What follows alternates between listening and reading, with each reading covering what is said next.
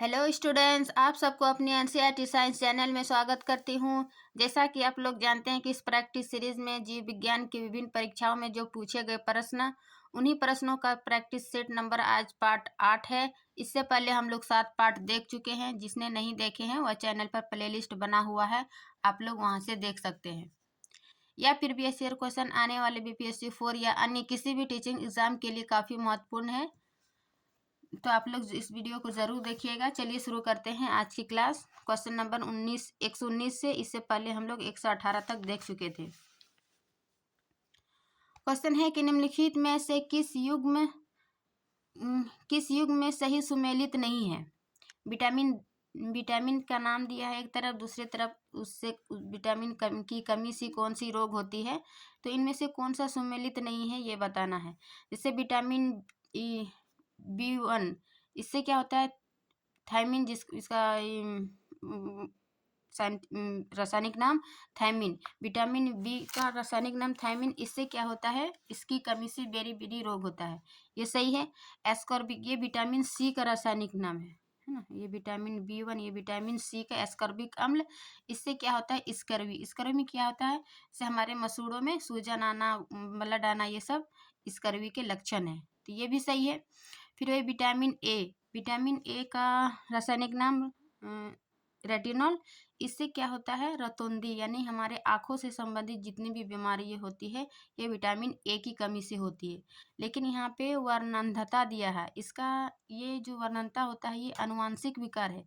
इससे क्या होता है, जो जैसे कि लाल और हरा है, वो रंग में डिफरेंट नहीं कर पाता है, अंतर नहीं कर पाता है कि कौन सा लाल है या फिर हरा है, तो ये आनुवांशिक रोग है। लेकिन यहाँ पर दिया विटामिन ए, ये गलत नहीं, सही नहीं है, ये गलत है, क्योंकि विटामिन ए से क्या होता है, रतौंधी, जो कि हमारी आँखों से संबंधित रोग होता है।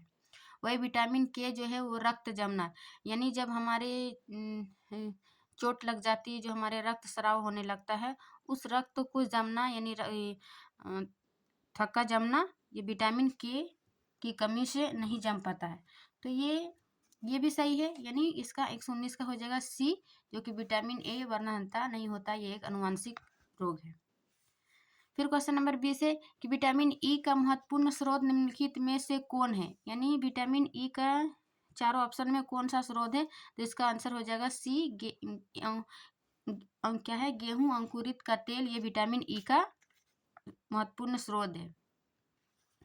फिर क्वेश्चन नंबर 121 कि कुछ विटामिन वसा में घुलनशील है जबकि अन्य जल में घुलनशील है, निम्न में से कौन जल से घुलनशील है।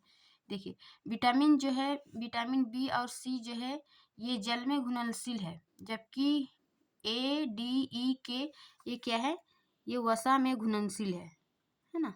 तो इसका क्या पूछा था, जल में घुलनशील निम्न में से कौन जल में घुलनशील है, तो इसका हो जाएगा डी, यानी बी और सी विटामिन जो है वो जल में घुलनशील है, जबकि ए डी ई के ये क्या है, वसा में घुलनशील है।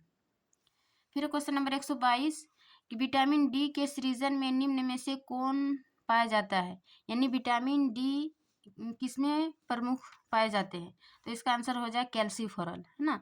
विटामिन डी कैल्सीफेरॉल का सृजन मतलब सबसे अधिक पाया जाता है कैल्सीफेरॉल, जो कि हमारे हड्डियों को मजबूत बनाती है। वही रेटिनॉल जो देखिए विटामिन ए, जो कि आंखों से संबंधित रोग है। एस्कॉर्बिक अम्ल विटामिन सी में देखिए, जिससे एस्कर्वी मतलब स्कर्वी नामक रोग होता है। फिर ये फोलिक एसिड जो है ये विटामिन बी में होता है, जो कि हमारे शरीर में न्यू सेल्स वगैरह इसका निर्माण में महत्वपूर्ण ये हेल्प करता है न्यू सेल्स बनाने में। जैसे कि प्रेगनेंसी में दिया जाता है, क्योंकि उसमें बेबी का जो न्यू सेल्स बनता है, तो ये फोलिक एसिड दिया जाता है। तो 122 का क्या हो जाएगा, डी, कैल्सीफेरल। फिर 123 निम्न में से कौन विटामिन ए का प्राकृतिक स्रोत नहीं है।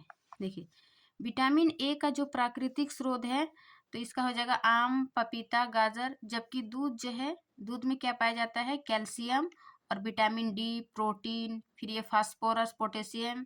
लेकिन विटामिन ए का ये स्रोत, प्रमुख स्रोत नहीं है ना, दूध का अलग है। कैल्शियम, फास्फोरस, पोटेशियम ये सब दूध में पाई जाती है, तो 123 का हो जाएगा डी। फिर 124 का कि निम्न में से कौन एक ऐसा पदार्थ है जो समुद्र में बहुतायत से प्राप्त होता है और एक विशिष्ट कमी वाले व्यधि में दिया जाता है। यानी कि समुद्र में बहुत अधिक पाया जाता है, तो इसका आंसर हो जाएगा आयोडीन।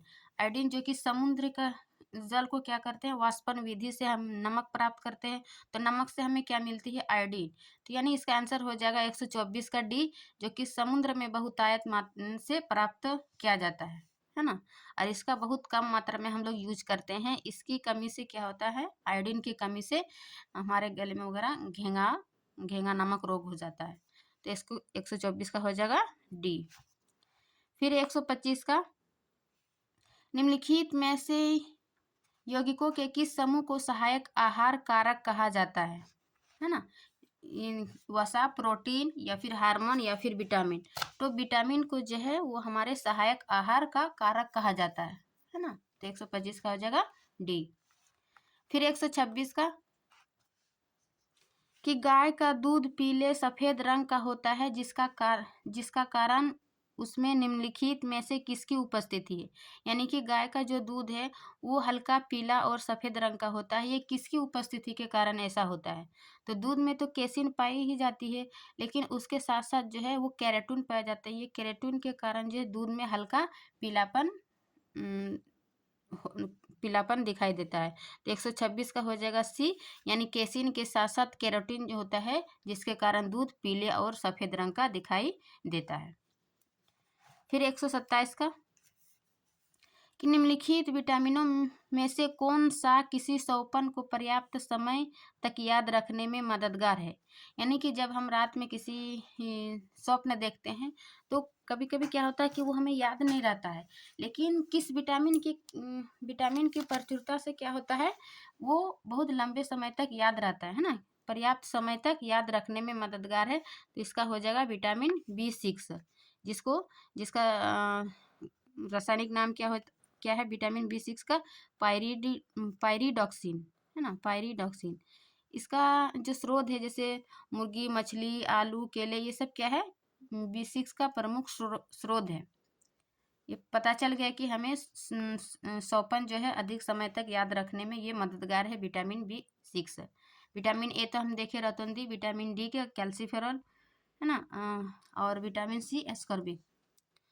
फिर अब हम आगे देखते हैं विटामिन ई 128 का, कि प्रोटीन की प्रचुरता वाले खाद्य पदार्थों में उपस्थित एमिनो अम्ल या फिर टायरोसिन के बारे में निम्नलिखित कथनों में से कौन से एक सही नहीं है ना। प्रोटीन के बारे में पूछ रहा है कि प्रोटीन में जो प्रचुर खाद्य पदार्थ होता है उसमें उपस्थित क्या क्या होता है, एमिनो अम्ल या और टायरोसिन के बारे में, एमिनो अम्ल और टायरोसिन पाया जाता है, लेकिन इसके बारे में क्या कथन पूछ रहा है कि क्या यह ऊर्जा के स्तर को बढ़ाने में सहायता करता है, सही नहीं है ना। तो ये सही है, ये ऊर्जा के स्तर को बढ़ाने में सहायता करता है। दूसरा क्या है, यह भावनात्मक और पर्यावरणीय दबाव का सामना कर सकता है। ये दबाव या फिर इमोशनल जो है वो विटामिन, मतलब प्रोटीन से क्या संबंध है, हमारी भावना या फिर पर्यावरणीय दबाव, यानी यही आंसर हो जाएगा, यानी ये सही नहीं है। बाकी यह उदासीन से लड़ सकता है, उदासी से लड़ सकता है, या बुढ़ापा के लिए उत्तरदायी मुक्त मूलकों के विरुद्ध रक्षा कर सकता है ना। तो इसका इस प्रकार 128 का हो जाएगा बी। फिर 129 का, कि राइबोफ्लेविन की कमी से कौन सा रोग होता है ना। तो इसका आंसर हो जाएगा सी, ओष्ठ संबंधी, जो कि राइबोफ्लेविन की कमी से ओष्ठ रोग होता है। बेरी बेरी अभी हम देखे विटामिन बी, और पेलाग्रा जो है विटामिन B3 से, और इसकर भी विटामिन सी से देखें है ना। तो इसका आंसर हो जाएगा सॉरी विटामिन 129 का सी, राइबोफ्लेविन। ये राइबोफ्लेविन ओष्ठ, ये जो विटामिन B2 के, राइबोफ्लेविन विटामिन 2, ये बेरी बेरी विटामिन B1, और ये पेलाग्रा विटामिन B3 जिसको नियासिन बोलते हैं, और ये इसका भी विटामिन C3। मेरा क्वेश्चन नंबर 130 क्या है, न्यूट्रास्यूटिकल ऐसे उत्पाद है जिसमें होते हैं, यानी न्यूट्रास्यूटिकल ऐसे उत्पाद है जिसके अंतर्गत क्या क्या होता है, तो इसका आंसर हो जाएगा पोषक और औषधि प्रभाव। इसको मेडिकल फूड या पोषण संबंधी जो है सप्लीमेंट्री कहा जाता है, ये न्यूट्रोफिकल्स हो, क्योंकि इसमें पोषक प्रचुर मात्रा में होता है और औषधि प्रभाव होता है ना, तो इसलिए इसका 130 का हो जाएगा डी। इसको और क्या नाम से जानते हैं, मेडिकल फूड या फिर पोषण संबंधी जो भी सप्लीमेंट्री होता है वो सप्लीमेंट्री कहा जाता है। फिर है 131 का कि सूची 1 को सूची 2 से सुमेलित कीजिए और नीचे दिए गए कूट की सहायता से सही उत्तर का चयन कीजिए। यानी विटामिन एक तरफ विटामिन ए का नाम दिया है, उससे संबंधित बीमारी दिया हुआ, जैसे के से क्या हुआ ना, रक्त का जमना, या फिर क्या होता है इसका नवजात शिशु में क्या होता है, रक्त संबंधी बीमारी, यानी एक का हो जाएगा 2। फिर विटामिन डी क्या होता है, ये विटामिन डी कैल्सीफेरॉल, यानी इससे सूखा रोग हो जाता है ना, तो 4। फिर विटामिन बी से क्या होता है, बेरी, और विटामिन ए से रतुंदी, यानी इसका 2 4 1 3, यानी 131 का हो जाएगा डी, सही सुमेलित करें।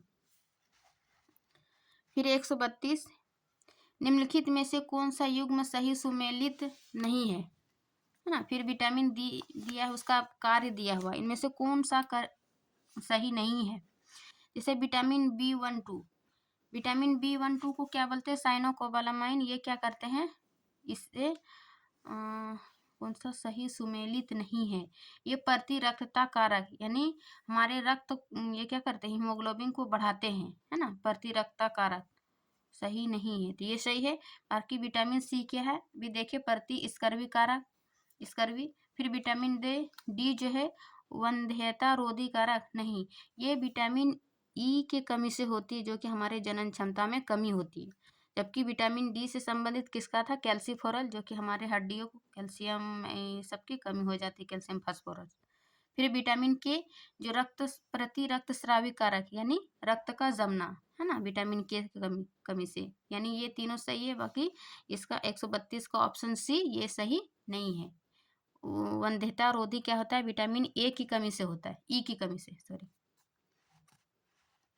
फिर है 133 का कि सूची 1 को सूची 2 से सुमेलित कीजिए तथा सूचियों के नीचे दिए गए कूट से सही उत्तर चुनिए। क्या है, विटामिन ई रोग दिया हुआ है और किस विटामिन के कारण से होता है वही मिलान करना है। जैसे रोटुंदी में क्या देखे हम, विटामिन ए, है ना, विटामिन ए, यानी एक का हो जाएगा 4। फिर है रिकेट्स, किससे होता है, विटामिन डी, जो कि सूखा संबंधित, हड्डी संबंधित रिकेट्स। फिर है scurvy, vitamin C, beriberi vitamin B, यानी 133 का हो जाएगा ऑप्शन सी। फिर 134 क्या है, निम्नलिखित कथनों में से कौन सा एक सही नहीं है ना, 4 कथन दिए हैं, कौन सा सही नहीं है बताना है। जैसे कि विटामिन ए की कमी से रोतंदी होता है, ये बिल्कुल सही है। फिर है दूसरा, मांसपेशियों तथा जोड़ों में थकान सहित पीड़ा, वजन में कमी आना तथा घाव का धीमा ठीक होना, ये विटामिन सी के कमी के लक्षण है ना, ये भी सही है। विटामिन सी के लक्षण, कमी के लक्षण क्या है, मांसपेशियों तथा जोड़ों में थकान सहित पीड़ा, वजन में कमी आना तथा घाव का धीमा ठीक होना, ये सब क्या है, विटामिन सी की कमी के लक्षण है। फिर है सी नंबर कि मसूड़ों में रक्त बहना तथा दांतों का गिरना विटामिन B1 के लक्षण नहीं, ये मसूड़ों से रक्त बहना तथा दांतों का गिरना विटामिन सी से संबंधित है, जबकि यहाँ दिया हुआ विटामिन B1 के लक्षण, यानी ये सी ऑप्शन सही नहीं है। बाकी हम डी भी देख लेते हैं कि विटामिन B5 की कमी के कारण जो है वो त्वचा की जलन, स्मरण शक्ति में अस्त व्यवस्था तथा अतिसार होते हैं, यानी ये भी सही है ना, तो 134 का हो जाएगा सी सही आंसर। फिर हम 135 का देखते हैं, कथन ए और कारण आर। क्या है कथन ए में, यदि कोई व्यक्ति हरी सब्जियां खाना बंद कर देती है तो उसे रतौंधी हो जाती है, यानी कि कोई व्यक्ति हरी सब्जियां खाना बंद कर देती है तो क्या उसे रतौंधी हो जाती है। विटामिन ए सभी हरी सब्जियों में पाई जाती है, लेकिन हरी सब्जियां केवल खाना बंद कर दे तो रतौंधी हो जाएगी, ये कथन गलत है, क्योंकि हर सब्जी में कुछ ना कुछ विटामिन ए पाई जाती है। फिर है उसका कारण कि उसमें विटामिन ए की कमी हो जाएगी। नीचे दिए गए कूट के सही उत्तर बताइए। हाँ, उसमें भले सब्जियां बंद कर दे तो उसमें क्या होगा, कुछ विटामिन ए की कमी हो जाएगी, लेकिन उसको पूरी तरह से रतौंधी नहीं होगा, क्योंकि और सब्जी में जो ऑप्शन स्रोत है उसमें भी विटामिन ए पाई जाती है। तो इसका आंसर हो जाएगा ए गलत है, परंतु आर जो है वो सही है ना, 135 का। अब हम आगे देखते हैं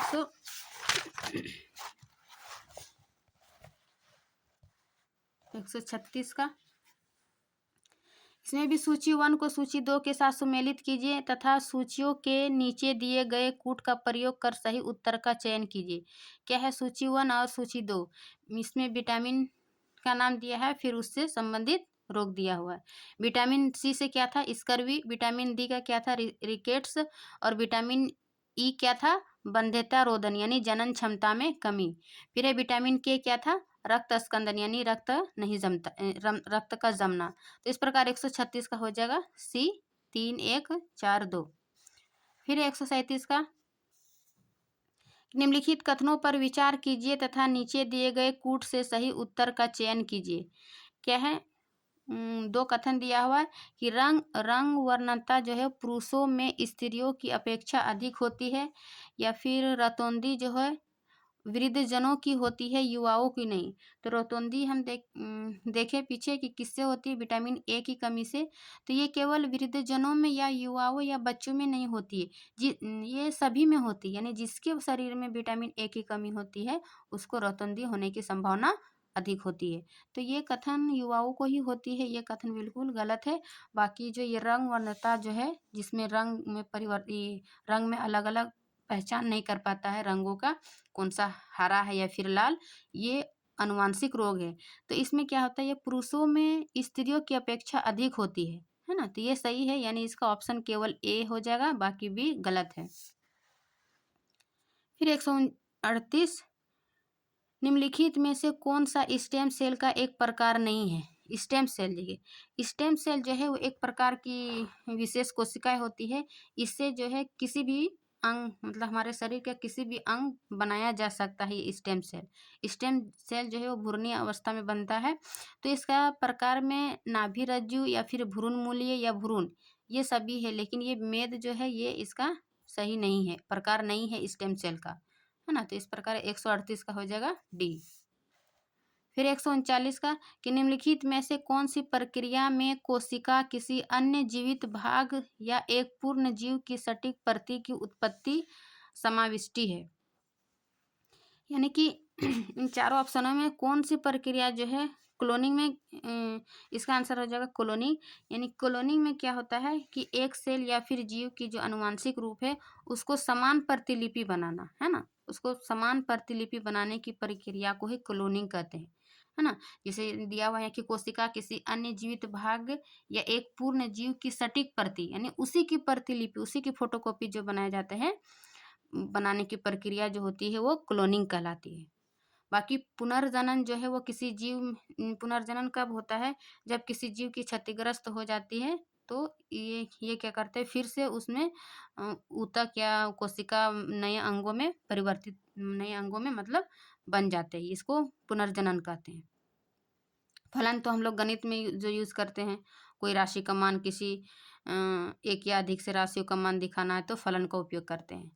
और वही आई भी जो है, IVU जिसको साधारणतः टेस्ट ट्यूब बेबी भी कहते हैं।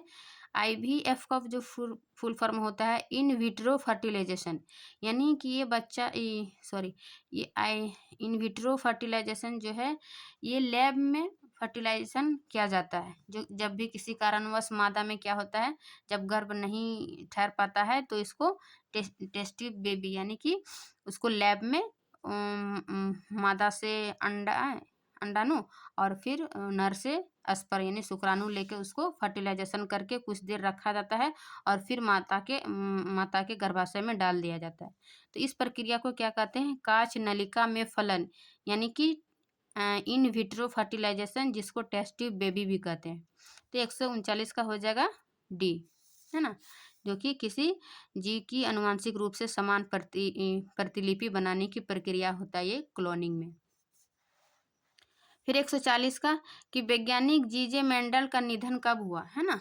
अनुवांशिक मेंडल जो कि अनुवांशिक संबंधित इसका खोज है मटर के पौधे में, तो इसका निधन है 1884 में और इसका जन्म है 1868 में, है ना। 1868 में इसका जन्म और निधन 1884 में। फिर 141 का कि स्वतंत्र अस्तित्व के सक्षम जीव की सबसे छोटी इकाई क्या होती है, यानी कि सजीव की या किसी जीव की सबसे छोटी और कार्यात्मक इकाई जो होती है वो कोशिका कहलाती है। बाकी ये रिक्तिया कोशिक द्रव या फिर जीव द्रव ये क्या है, कोशिका का ही भाग है जिसको कोशिकांग कहते हैं।